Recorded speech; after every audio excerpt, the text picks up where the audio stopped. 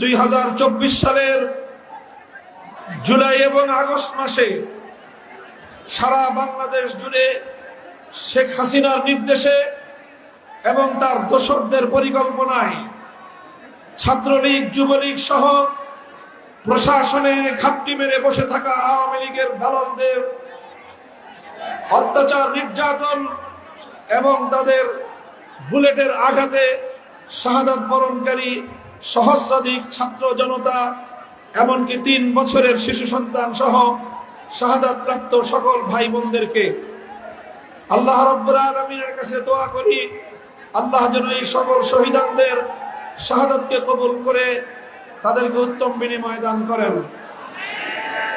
সংগ্রামী খুলনাবাসী, আমাদেরকে আজ এই বিজয়ের মাস পূর্তিতে ভুলে গেলে চলবে না যে বিজয় অর্জন করা যতটা কঠিন, বিজয়কে ধরে রাখা তার চেয়ে বড় কঠিন। আমাদের অতীত অভিজ্ঞতা রয়েছে, তিক্ত অভিজ্ঞতা। আমরা এই বাংলাদেশের মানুষ, এই জনপদের মানুষ, কখনো আমাদের নাম ছিল পূর্ব পাকিস্তান, কখনো আমাদের নাম ছিল পূর্ববঙ্গ, কখনো আমাদের নাম ছিল বঙ্গ।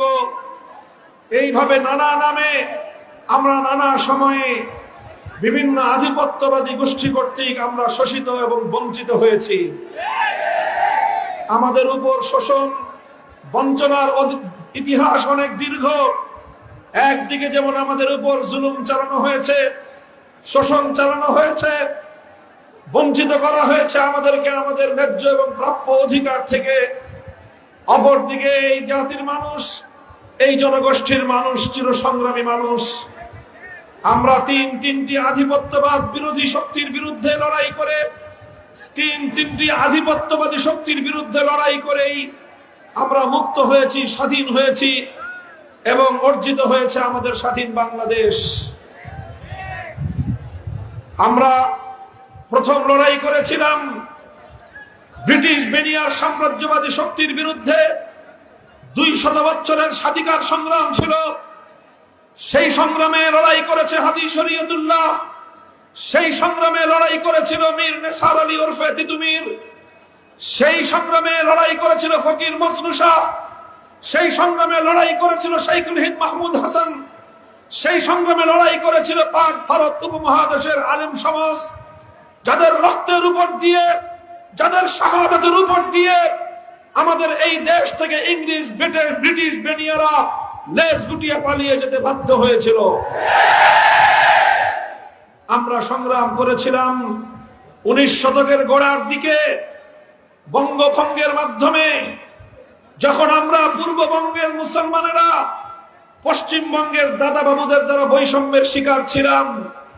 নবাব স্যার সলিমুল্লাহ সহ শেরে বাংলা একে ফজলুল হকেরা এদেশের মুসলমানদের উন্নয়নের জন্য তারা বঙ্গভঙ্গ আন্দোলন করে পশ্চিম পাকিস্তানের বৈষম্য থেকে, পশ্চিমবঙ্গের বৈষম্য থেকে পূর্ববঙ্গের মুসলমানদের মুক্তির জন্য লড়াই করেছিলেন, সংগ্রাম করেছিলেন।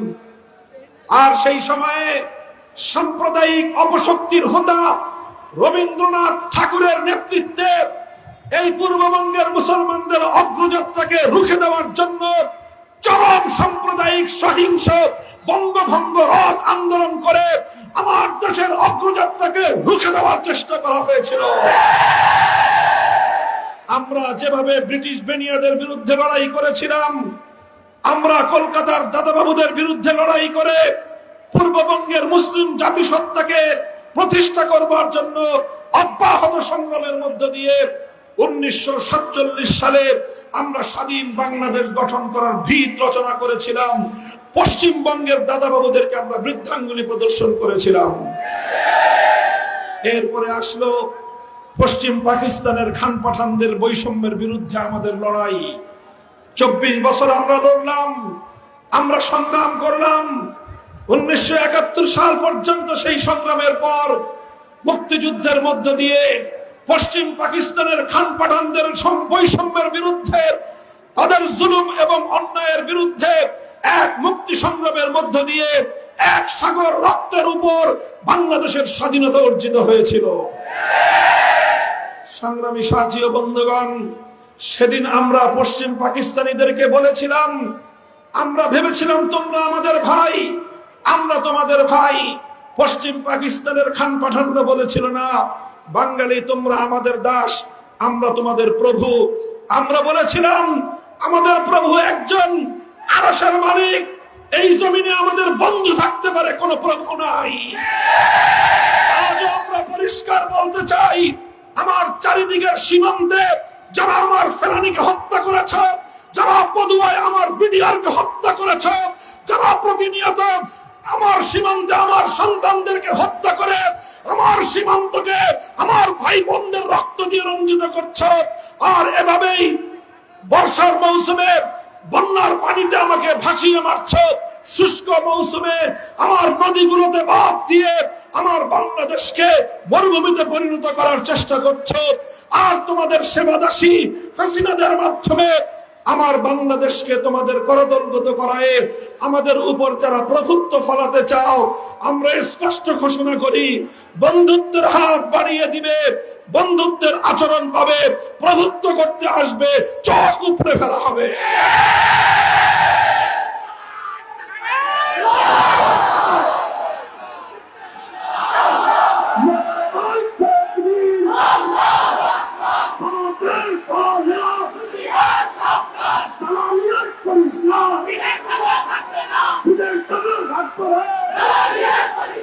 সংগ্রামী খুলনাবাসী,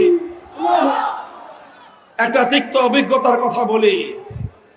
আজ আগস্ট বিপ্লব, 5ই আগস্টের এই বিপ্লব, এই অভ্যুত্থান, এই অভ্যুত্থানের পর এই অভ্যুত্থানকে ব্যর্থ করার, এই বিপ্লবকে ব্যর্থ করার অনেক ষড়যন্ত্র চলছে।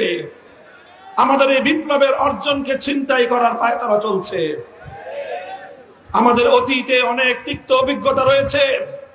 1971 সালে যে মুক্তিযুদ্ধের লড়াই শুরু হয়েছিল বৈষম্যের বিরুদ্ধে, যে মুক্তিযুদ্ধের লড়াই শুরু হয়েছিল মানুষের অধিকার প্রতিষ্ঠার সংগ্রামের মধ্য দিয়ে, যে বিপ্লবের সূচনা হয়েছিল ইনশাআল্লাহ বলে, যে বিপ্লবের অঙ্গীকার ছিল কোরআন সুন্নাহ বিরোধী কোন আইন তৈরি করা হবে না, এই বিপ্লব ছিল, এই সংগ্রাম ছিল মুক্তির সংগ্রাম, এই যুদ্ধ ছিল বাংলাদেশের মুক্তিযুদ্ধ।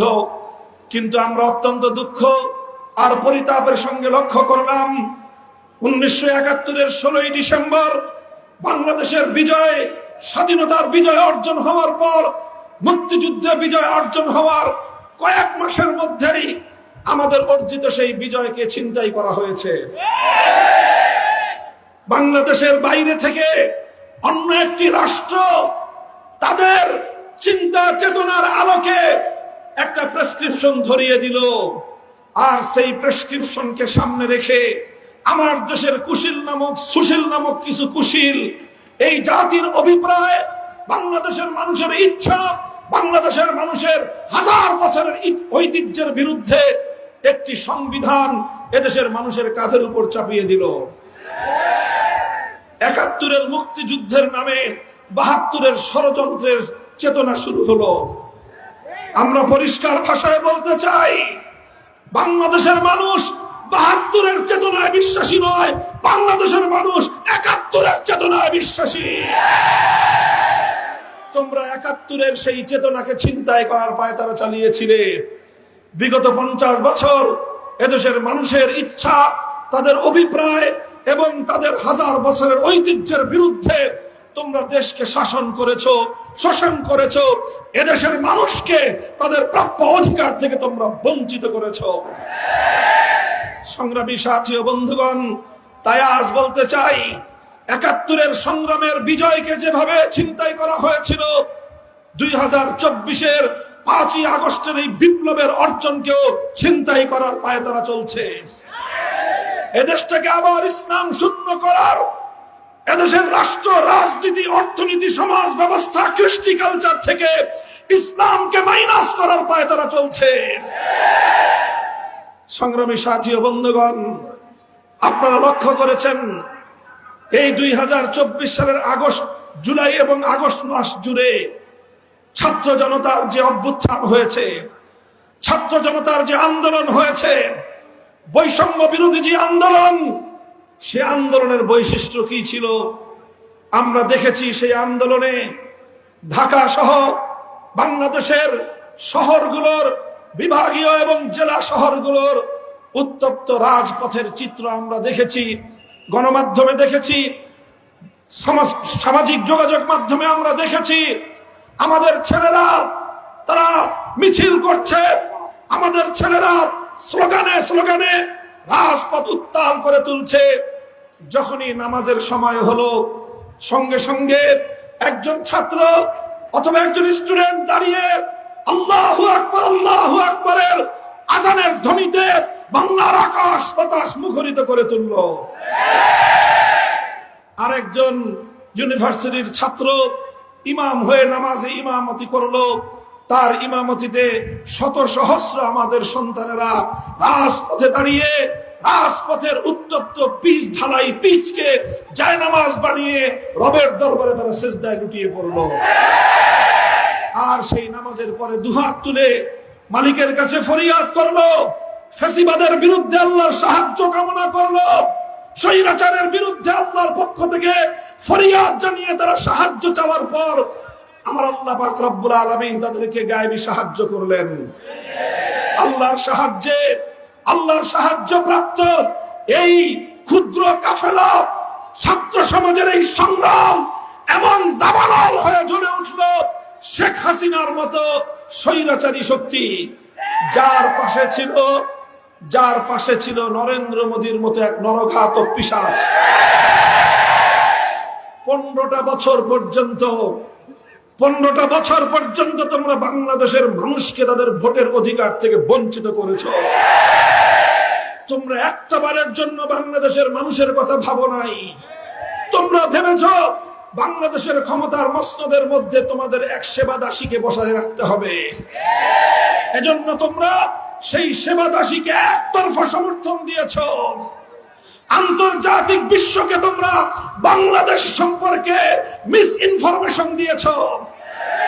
বাংলাদেশকে আন্তর্জাতিক বিশ্ব থেকে বিচ্ছিন্ন রাখার চেষ্টা করেছো।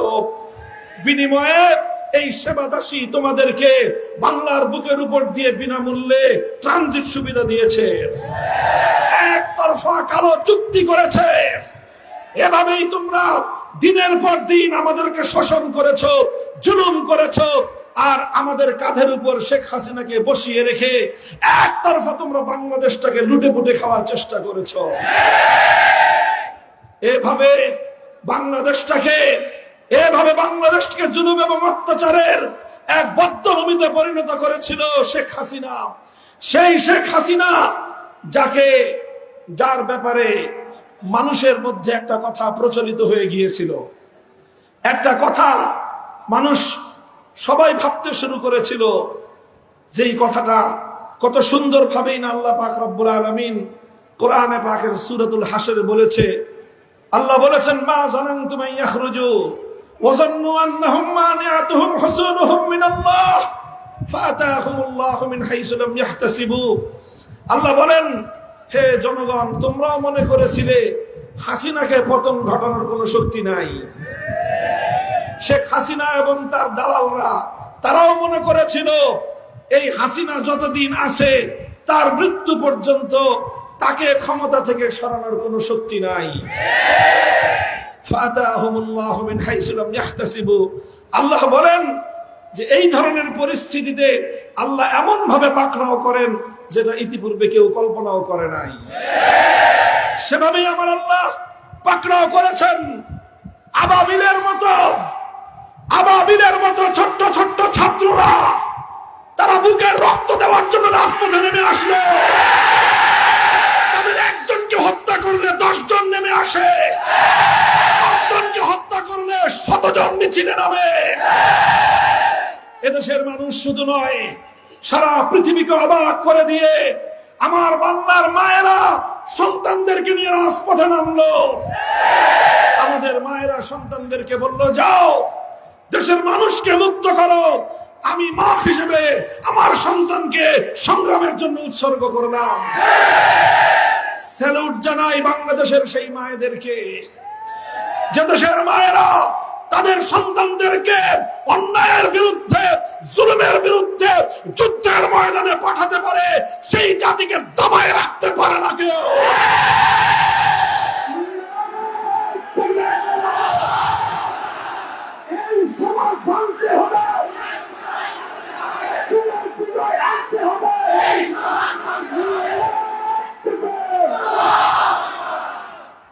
সংগ্রামী সাথী ও বন্ধুগণ, এইভাবে আজ আমাদের প্রধান লক্ষ্য, আমাদেরকে যে বিষয়টা প্রায়োরিটি দিতে হবে, প্রাধান্য দিতে হবে, কোনোভাবেই আগস্টের 5 তারিখের বিপ্লবকে যেন কেউ ছিনতাই করতে না পারে। বাংলাদেশের ছাত্র জনতাকে আমি একদিকে যেমন সালাম জানাই, অপরদিকে তাদেরকে আমি সতর্ক করতে চাই, তোমরা সতর্ক থেকো, তোমরা হুঁশিয়ার থেকো, তোমরা তোমাদের সূচিত ঐক্যকে দৃঢ় এবং মজবুত রেখো। কোন ভিনদেশী অপশক্তি, দেশ বিরোধী কোন চক্র যেন তোমাদের মধ্যে বিভেদ তৈরি করতে না পারে। বলবো ছাত্র জনতা, আলেম সমাজের পরামর্শ নিও, আলেম সমাজের কাছ থেকে দোয়া এবং আশীর্বাদ দিও।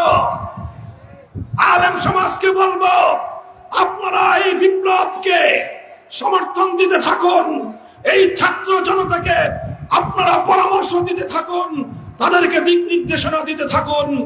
ইসলামী নেতৃত্ব যদি এই ছাত্র সমাজের পাশে থাকে, ইনশাআল্লাহ আমরা ছাত্র জনতার নেতৃত্বে একটি নতুন বাংলাদেশ উপহার পাব।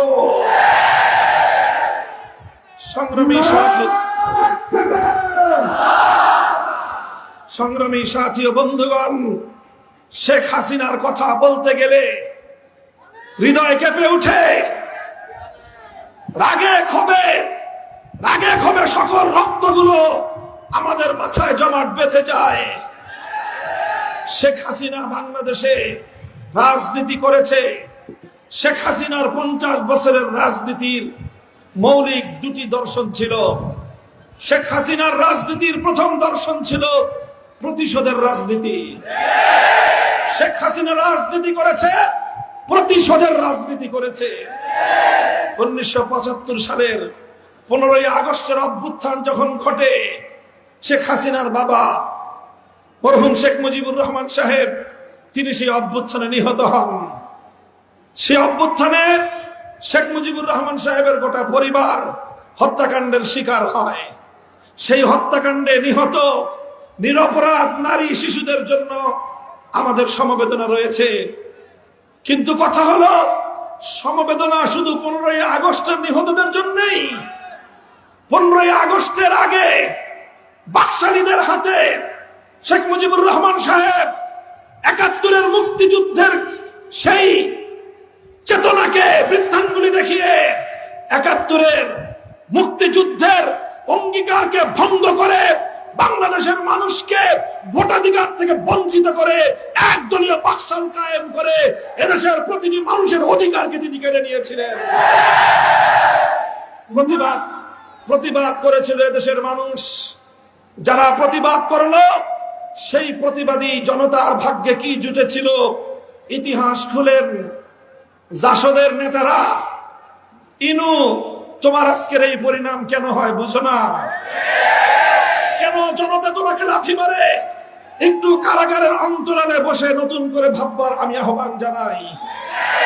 মতিয়া চৌধুরী শেখ মুজিবের চামড়া দিয়ে ডুগডুগি বাজাবার চিন্তা করেছিলে, ঘোষণা দিয়েছিলে। কেন দিয়েছিলে সেদিন? তোমাদের 30,000 যুবককে তুলে নিয়ে শেখ মুজিবের গুন্ডা বাহিনী খুন করেছিল। শেখ হাসিনা, তুমি শুধু 15ই আগস্টের নিহতদের জন্য কান্না করো। কানতে কানতে 50 বছর এদেশের মানুষকে ধোঁকা কম দাও নাই। 15ই আগস্টের নিহতরা যেরকম তাদের রক্তের দাম আছে, তাদের হাতে, তোমার বাবার হাতে, তোমার বাবার বাকশালীদের হাতে আমার বাংলার 30,000 মায়ের কোল খালি হলো। সেই মায়েদের চোখের অশ্রুর কোনো মূল্য নাই। আমার সেই সকল তরতাজা 30,000 যুবকের জীবনের কোনো দাম নাই। তোমার কাছে যদি 30,000 যুবকের প্রাণের কোনো দাম না থাকে, এদেশের মানুষের কাছে 15ই আগস্টের নিহতদের কোনো মূল্য থাকবে না।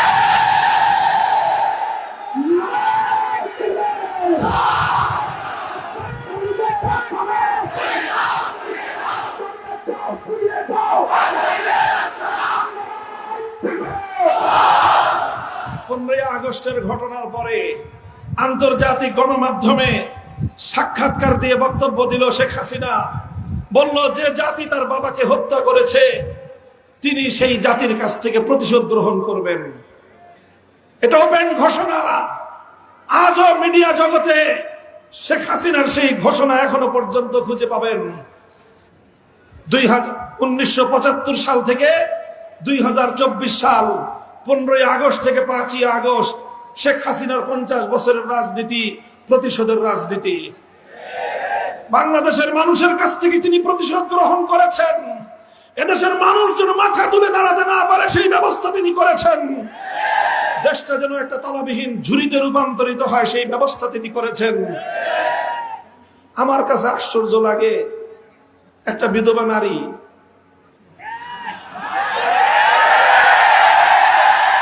ছেলে মেয়ে দুটোটা বিদেশে সেটেল, একটা বোন আছে সেই বোনের ফ্যামিলিও বিদেশে সেটেল। কত টাকা লাগে? লক্ষ কোটি টাকা আমার গরিব দেশ থেকে পাচার করলা। আমার দেশের শ্রমিকরা মেহনত করে, কৃষকরা মাথার ঘাম পায়ে ফেলে বিদেশ থেকে আমাদের ছেলেরা আমাদের মেয়েরা রেমিটেন্স যোদ্ধারা কষ্টার্জিত পয়সা দেশে পাঠায় আর আশা করে বাংলাদেশটা উন্নত হবে। তোমরা মেগা মেগা প্রকল্পের নামে মেগা দুর্নীতি করে বাংলাদেশটাকে, বাংলাদেশের অর্থনীতির ভিতকে ধসিয়ে দিলে। কেন এত টাকা চুরি করলে? পরে আমি নিজেই খুঁজে পেয়েছি এর উত্তর। আসলে তাদের এত টাকার প্রয়োজন ছিল না, কিন্তু এই টাকাগুলো তারা চুরি করেছে শুধু এজন্য যেন বাংলাদেশ মাথা উঁচু করে দাঁড়াতে না পারে। বাংলাদেশটাকে আরেকটা দেশের অঙ্গরাজ্যে পরিণত করবার চক্রান্ত করেছে সে। বাংলাদেশের মানুষ কোন এক সময় তোমাকে ভোট দিয়ে প্রধানমন্ত্রী বানিয়েছিল। তুমি গেলে আরেক দেশে, সেই দেশে যাওয়ার পর যেই লোক হজ করে পট্টি বেঁধে মাথা হাতে তসবি নিয়ে ক্ষমতায় গেলে, আরেকটা দেশে যাওয়ার পর তোমার কপালে তিলক পরায় দেয়, হাসি মুখে তুমি মেনে নাও। তোমাকে ঘোষণা করা হয় মুখ্যমন্ত্রী, তুমি হাসিতে গদগদ হও। বাংলাদেশের মানুষ তো সেদিনই তোমাকে বলেছিল আমরা আমাদের ক্ষমতার মসনদে স্বাধীন আত্মমর্যাদা সম্পন্ন প্রধানমন্ত্রী চাই, তিলকমারি মুখ্যমন্ত্রী দেখতে চাই না। তুমি সেদিন বাংলাদেশের মান মর্যাদাকে ধুলোয় মিশিয়ে দিয়ে এসেছিলে। শেখ হাসিনার রাজনীতি ছিল বাংলাদেশটাকে ধ্বংস করার রাজনীতি। এই ধ্বংস করে সে 75-এর প্রতিশোধ গ্রহণ করতে চেয়েছে। আর তার রাজনীতির দ্বিতীয় দর্শনটা ছিল ডিভাইড অ্যান্ড রুল। সেই ব্রিটিশ বেনিয়াদের তাদের যে পলিসি, তাদের যে কূটনীতি, সেই নীতির আলোকে বাংলাদেশটাকে ডিভাইড অ্যান্ড রুল, মুক্তিযুদ্ধের চেতনার ব্যবসা করে বাংলাদেশটাকে দুই ভাগে বিভক্ত করে রেখেছে। অথচ শেখ হাসিনার পরিবারের একজন সন্তান মুক্তিযুদ্ধে সশরীরে অংশগ্রহণ করে নাই। আর মুক্তিযুদ্ধের পরে তারাই হয়ে গেল মুক্তিযুদ্ধের প্রধান ডিলার। ভালো কথা, এরপরে বাংলাদেশকে বিগত 55 বছর ধরে মুক্তিযুদ্ধের ভিত্তিতে দুই ভাগে ভাগ করেছে। উদ্দেশ্য মুক্তিযুদ্ধের চেতনা সমুন্নত করা নয়, উদ্দেশ্য ছিল দেশটাকে বিভক্ত করা। দেশের মানুষ যদি ঐক্যবদ্ধ হয়, এদেশ অন্য কোন দেশের করতলগত হবে না। এই জন্য দেশকে বিভক্ত করে রাখতে চেয়েছে। এই দুই পলিসি, একটা হলো প্রতিশোধের রাজনীতি, আর একটা হলো বিভক্ত করার রাজনীতি। 50 বছর এই খেলাই বাংলাদেশে শেখ হাসিনা খেলেছে। বিভক্ত করার আরেকটা নির্মম কৌশল ছিল শেখ হাসিনা এবং আওয়ামী লীগের, সেটা হলো সংখ্যালঘু ইস্যু। সংখ্যালঘুদেরকে, হিন্দু বৌদ্ধ খ্রিস্টানদেরকে শেখ হাসিনার তার সন্ত্রাসীরা রাতের অন্ধকারে কালনাগিলি হয়ে ছবল মারত, দিনের আলোতে ওঝা হয়ে ঝাড়তে আসতো। এই ছিল তার পলিসি। 2024-এর 5 আগস্টের পর একটা দেশের কিছু চিহ্নিত মিডিয়া শোরগোল শুরু করে দিল, বাংলাদেশে এখন সংখ্যালঘু নির্যাতন হবে। এদেশের মুসলমানেরা, এদেশের আলেম সমাজ, হেফাজতে ইসলাম, বাংলাদেশ খেলাফত মজলিস সহ এদেশের মাদ্রাসার ছাত্ররা তারা অগ্রগণ্য ভূমিকা পালন করে প্রতিটি সংখ্যালঘুদের মন্দির, প্যাগোডা, গির্জার সামনে পাহারা বসিয়ে শেখ হাসিনার সমস্ত ষড়যন্ত্রকে নস্যাৎ করে দিয়েছে। বিগত এই 1.5 মাসে বাংলাদেশের কোথাও নট এ সিঙ্গেল পারসন, একজন সংখ্যালঘুর উপর কোন নির্যাতনের নজির নাই। কারণ যারা নাটক করত সেই নাটকের নায়ক নায়িকারা এখন আর দেশে নাই। এই জন্য এখন আর সংখ্যালঘু নির্যাতনের নাটক হয় না। যতদিন পর্যন্ত এই নাটকের নায়ক নায়িকাদেরকে, এই নাটকের কলাকুশলীদেরকে বাংলাদেশ থেকে বাইরে রাখা যাবে, ততদিন আমার বাংলাদেশে হিন্দুরা নিরাপদে থাকবে। যতদিন আওয়ামী লীগকে বাংলাদেশ থেকে ঝেঁটিয়ে বিদায় করে রাখা যাবে, ততদিন বাংলাদেশের সংখ্যালঘুরা নিরাপদে থাকবে। সংখ্যালঘু হিন্দু ভাইয়েরা, তোমরা আমাদের ভাই। বৌদ্ধরা তোমরা আমাদের ভাই। খ্রিস্টানরা তোমরা আমাদের ভাই। তোমাদের প্রতিটি অধিকার রক্ষা করা আমাদের দায়িত্ব। তোমাদের উপাসনালয়গুলোকে নিরাপদ রাখা আমাদের জিম্মাদারি। কেউ তোমাদেরকে কিছু বলবে না, কেউ তোমাদের উপর হাত তুলবার সাহস পাবে না।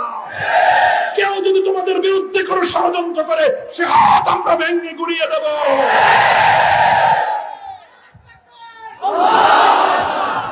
সংগ্রামী সাথী ও বন্ধুগণ, এইভাবে শেখ হাসিনার সকল ষড়যন্ত্রের বিরুদ্ধে 2024 সালের জুলাই মাস বাংলাদেশে এক অভূতপূর্ব গণজাগরণ হলো। 5ই আগস্ট গণবিপ্লব হলো, গণ অভ্যুত্থান হলো। এই অভ্যুত্থানের সবচেয়ে বড় বৈশিষ্ট্য ছিল অভূতপূর্ব ঐক্য। শেখ হাসিনার প্রতিশোধ এবং বিভাজনের রাজনীতিকে প্রত্যাখ্যান করে আমার দেশের তরুণ ছাত্র জনতা তারা অভূতপূর্ব একটা ঐক্য গড়ে তুলেছিল। দেশের জন্য, দেশের মানুষের জন্য ডানপন্থী, বামপন্থী, ইসলামী সংগঠন, ইসলাম ছাড়া সাধারণ সংগঠন সকলে এক কাতারে দাঁড়িয়ে গেল। স্কুল থেকে আমার ছোট ছোট কিশোর কিশোরী ছেলে মেয়েরা বেরিয়ে আসলো, কলেজ থেকে আমার ভাই বোনেরা বের হয়ে আসলো, বিশ্ববিদ্যালয় থেকে আমাদের সন্তানরা বের হয়ে আসলো, আর আমাদের মাদ্রাসাগুলো থেকে হাজার হাজার ছাত্ররা ফেরেশতার মতো বাংলাদেশের রাজপথে স্কুল, কলেজ, ইউনিভার্সিটির ছাত্রদের সাথে কাঁধে কাঁধ মিলিয়ে তারা মাঠে নেমে গেল।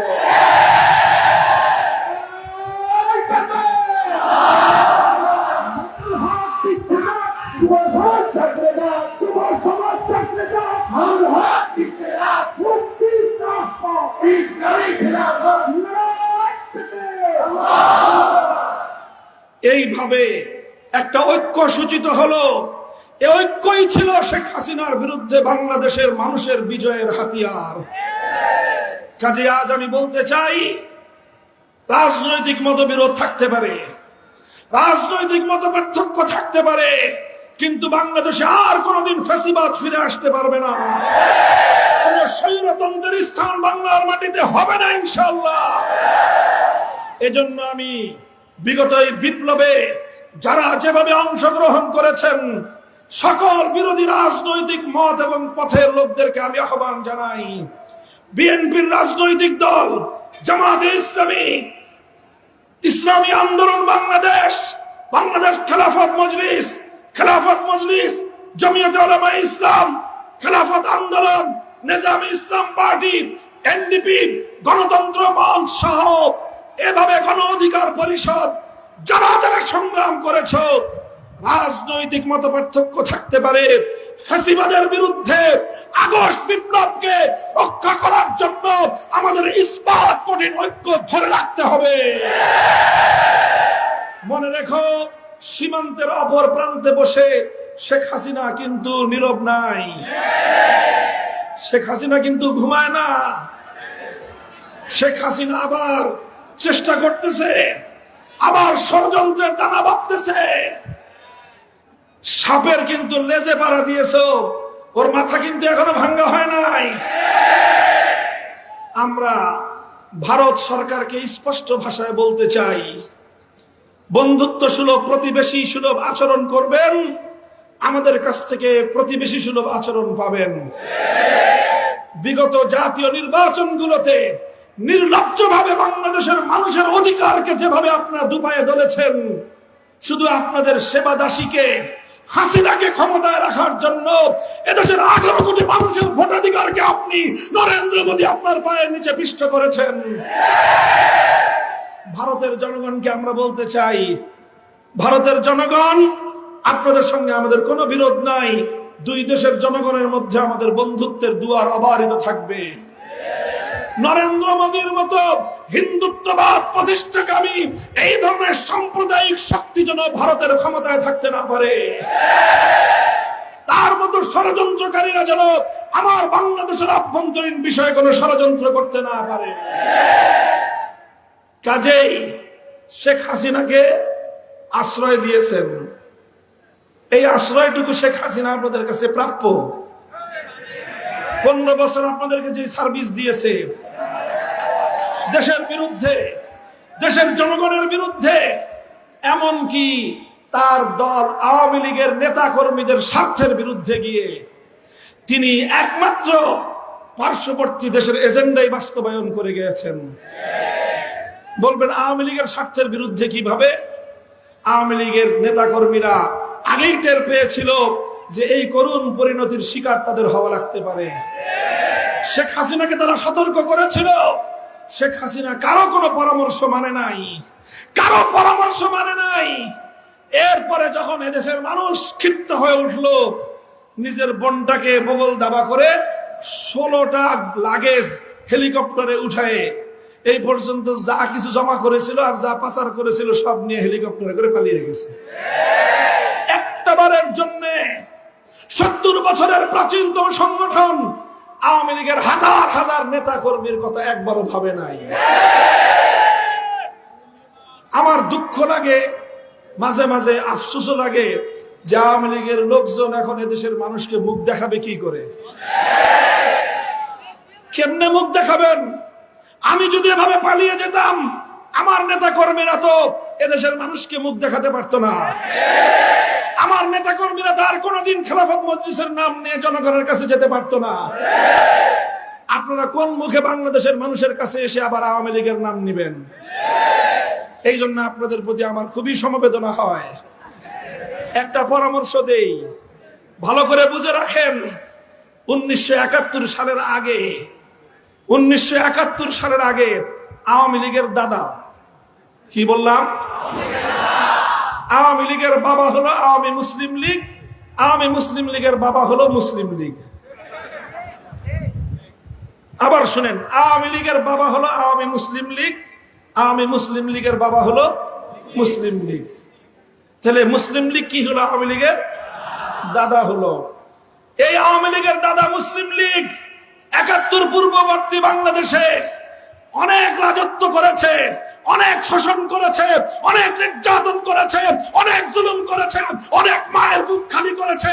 আমার বাংলার প্রতিটি জনপদে বৈষম্যের রাজ কায়েম করে খুন গুম হত্যার বাংলাদেশ গড়ে তুলেছিল।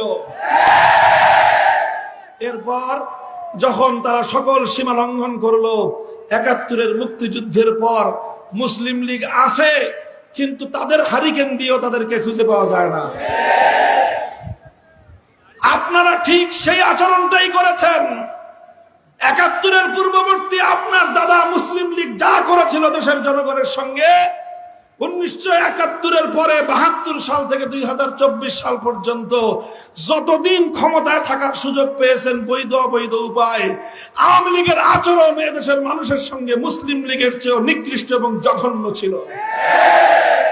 আমরা আওয়ামী লীগের এই 15 বছর, আগের 5 বছর, 20 বছর, এর আগের 3.5 বছর, প্রায় 24 বছর বাংলাদেশে কোন ইসলামপন্থী আলেম ওলামা, কোন ইসলামী সংগঠন মুখ ফুটিয়ে কথা বলার সাহস পাই নাই, সুযোগ পাই নাই। কি নির্যাতনটা আমাদের উপর আপনারা করেছেন। এরপরে গত 15 বছর তো বিরোধী মত পথে একটা মানুষকে একটা কথা বলতে দেন নাই। হেলমেট লীগ করেছেন, হাতুড়ি লীগ করেছেন। আমার দেশের মানুষের ট্যাক্সের পয়সায় পালিত পুলিশ, যারা জনগণের সেবায় নিয়োজিত, সেই পুলিশে ব্যাপকভাবে ছাত্র লীগারদেরকে ঢুকিয়ে দিয়ে পুলিশটাকে পুলিশ লীগ বানিয়েছিলেন। আজ পুলিশ ভাইদেরকে দেখলে মায়া লাগে।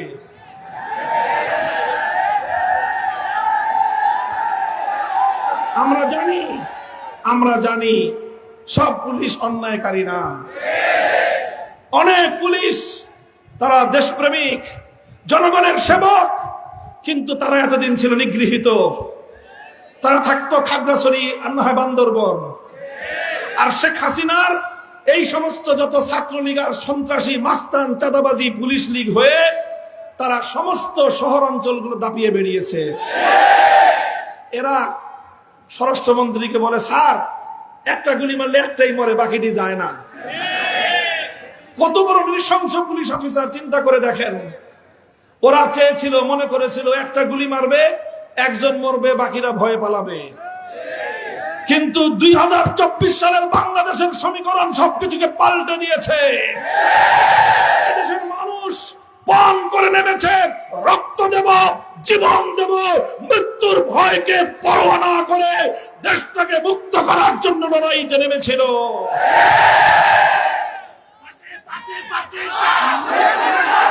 মনে রাখবেন, যারা মরতে চায় তাদেরকে আর মারা যায় না।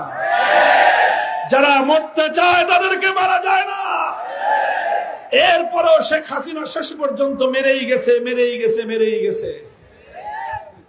কত বড় নৃশংস। আমি বলি, আসলে শেখ হাসিনা একটা মানসিক বৈকল্যের শিকার, একটা মানসিক রোগী ছিল, একটা সাইকো। আওয়ামী লীগের অপরাধ ছিল এত প্রাচীনতম একটা দল, অভিজ্ঞ লোক থাকতে এইরকম একটা মানসিক প্রতিবন্ধীকে আপনারা বছরের পর বছর আপনাদের নেতৃত্ব।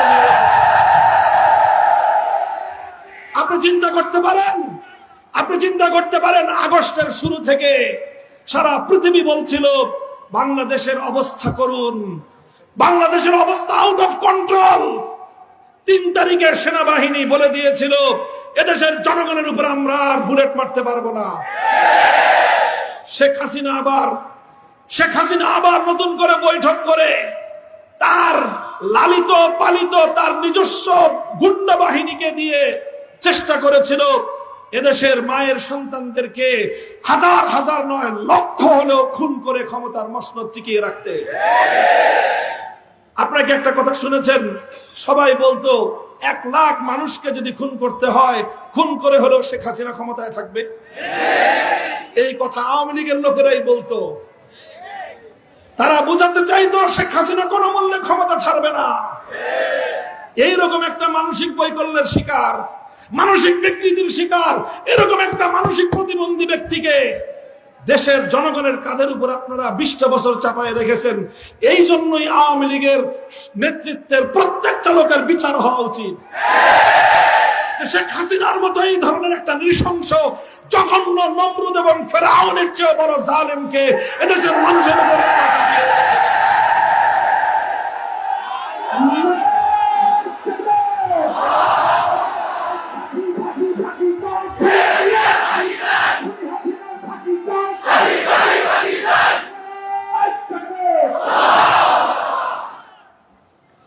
অনেক লম্বা কথা হয়ে গেল। আখেরি পয়গাম আমাদের, আওয়ামী লীগের লোকজন আপনাদেরকে আমি বিভিন্ন জায়গায় পরামর্শ দিয়েছি। আগামী দিনে যদি আপনাদের মধ্যে ভালো কিছু লোক থেকে থাকে, যারা এদেশের মানুষকে খুন করেন নাই, এদেশের মানুষ থেকে চাঁদাবাজি করেন নাই, রাতের অন্ধকারে কালনাগিনী হয়ে হিন্দুদেরকে ছোবল মারেন নাই, এমন যদি কোনো ভালো লোক যদি থেকে থাকে, আপনাদেরকে পরামর্শ দিব, আগামী দিনে রাজনীতি করবেন, আওয়ামী লীগের নামটা পাল্টায় আসেন।